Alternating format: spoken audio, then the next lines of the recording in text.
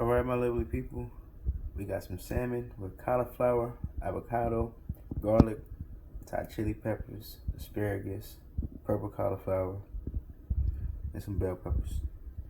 See what it looks like at the end. Oh, let me get a close up for y'all so y'all can see that. That look good.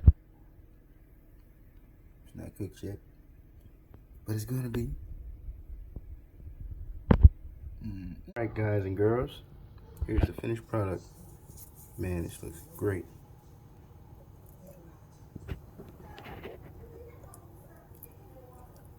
Juicy.